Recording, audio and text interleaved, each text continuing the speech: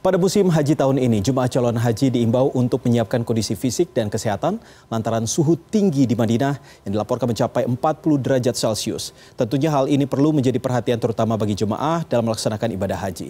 Dan untuk mengetahui update kondisi terkini jemaah calon haji di Tanah Suci telah bergabung bersama kami Kasih Kesehatan Dakar Mekah, Andi Arjuna Sakti. Halo, selamat malam. Assalamualaikum waktu Jakarta, Pak Andi.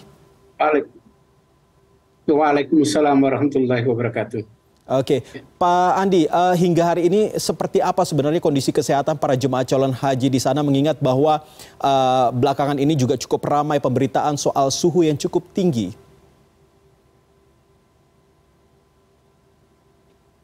Ya, makasih. Kalau boleh saya informasikan bahwa sampai dengan kemarin bahwa sudah kurang lebih ada 25 kloter yang masuk ke Mekah, di mana jumlahnya kurang lebih sekitar 9.567 orang. Nah, tentunya ini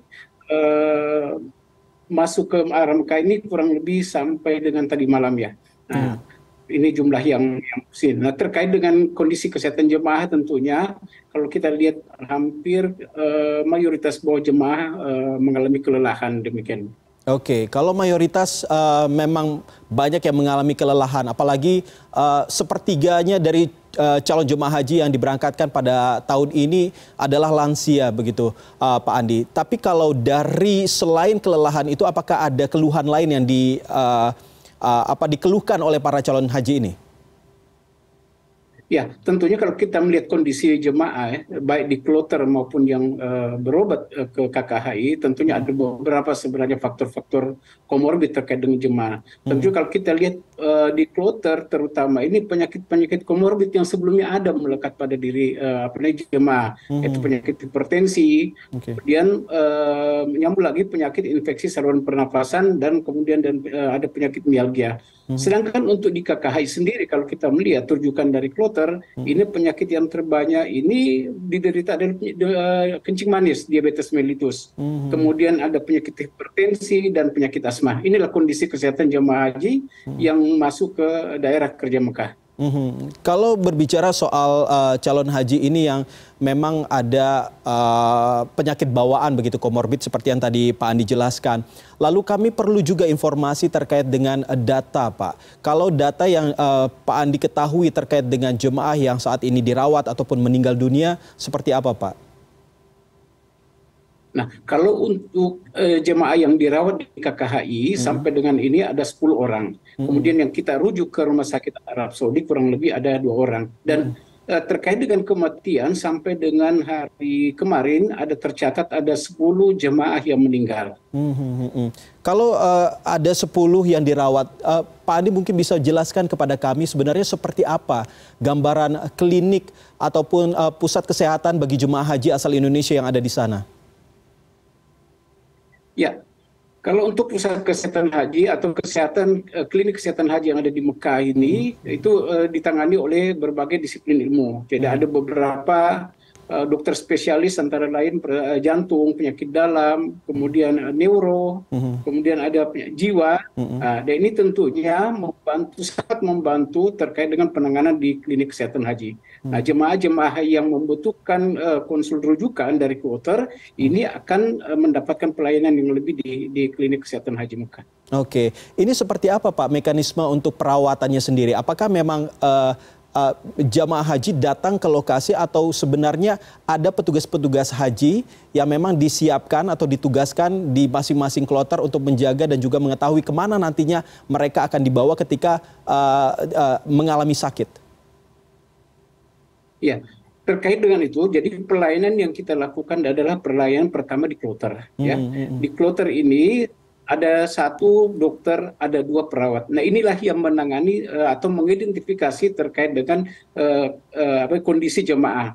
Bila mana ibaratnya pada pemeriksaan yang dilakukan oleh dokter maupun perawat di kloter perlu mendapatkan sebuah pelayanan lebih, ini akan dirujuk baik ke sektor maupun ke klinik kesehatan haji yang ada di Mekah. Jadi ini secara berjenjang. Bisa juga dari bila mana ada terjadi kebutuhan kegawat daruratan daripada jemaah, kloter ini bisa langsung ke Rumah Sakit Arab Saudi. Oke. Sejauh ini apakah ada kendala begitu Pak ketika ada jemaah yang tiba-tiba merasakan sakit, lalu mereka bingung untuk kemana sebenarnya harus pergi? Apakah ke klinik kesehatan yang memang sudah dimiliki oleh pemerintah Indonesia yang ada di sana, atau justru mereka bisa mencari tempat lain yang mungkin saja kan ini terkait dengan kendala bahasa juga? Apakah memang ada mekanisme yang tentunya tidak membingungkan bagi para calon haji ini?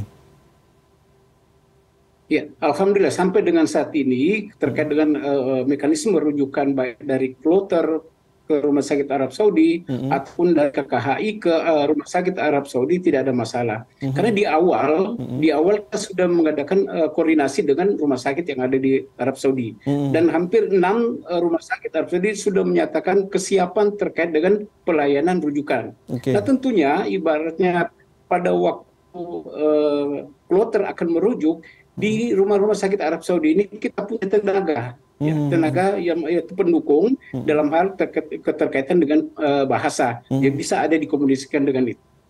Oke, nah kita kembali soal kondisi cuaca di sana Pak. Bagaimana kalau pantauan dari Pak Andi sendiri terkait dengan cuaca saat ini? Apakah memang kondisi di sana sudah berangsur menurun atau tetap terus mengalami suhu yang cukup ekstrim begitu hingga mencapai 40 derajat Celcius? Nah, pantauan kita sampai dengan kemarin itu pada pukul 16 mencapai suhu yang tertinggi, kurang lebih 43 derajat Celcius. Nah, inilah yang mungkin yang kita menyarankan kepada jemaah terkait dengan aktivitas.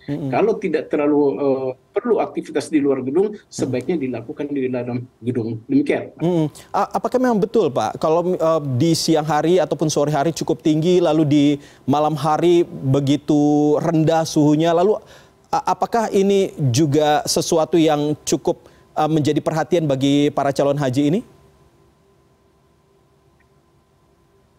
Dan tentunya iya. Jadi terkait dengan suhu ini yang boleh dikatakan mencapai 43 derajat Celcius pada pukul 16, tentunya ini yang menjadi faktor-faktor yang kita senantiasa informasikan kepada jemaah, ya, agar supaya aktivitas keterbatasan aktivitas di luar gedung sebaiknya dihindari dengan cuaca yang ekstrim ini. Baik, ada juga Pak informasi terkait dengan jemaah yang mengatasi agar tidak dehidrasi begitu dengan cara meminum Oralit.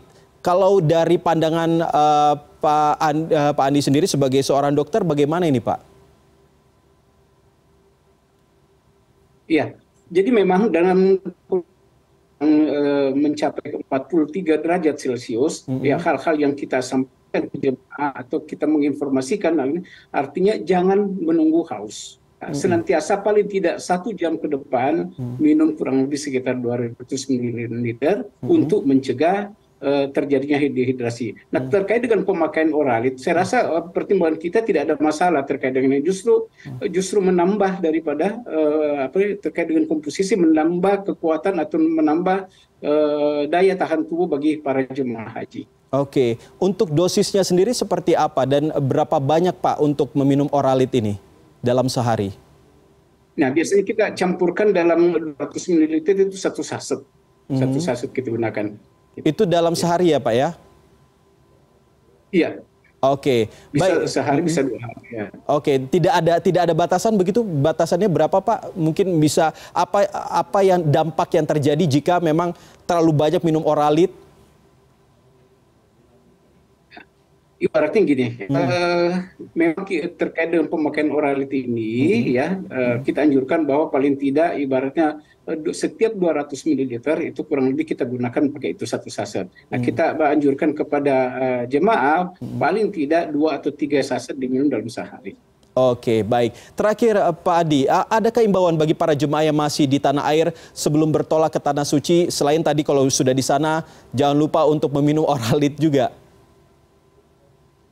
Ya, himbauan kita bahwa setiap calon jemaah yang akan berangkat nanti di Tanah Suci, hendaknya senantiasa memeriksakan kembali kondisi kesehatan. Kemudian yang kedua adalah melakukan aktivitas sedini mungkin atau melatih ya, untuk melatih kebugaran paling tidak aktivitas fisik itu 30 menit setiap harinya. Kemudian bagi jemaah-jemaah yang punya komorbid penyakit, hendaklah senantiasa berkonsultasi kepada dokter atau tenaga kesehatan yang ada di daerah masing-masing.